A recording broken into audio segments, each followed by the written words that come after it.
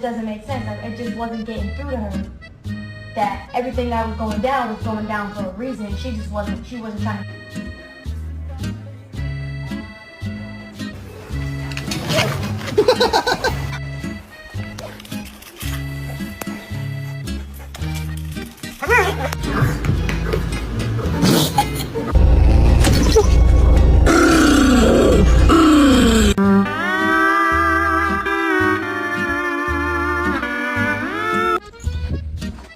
If you're watching this right now, you, me, besties.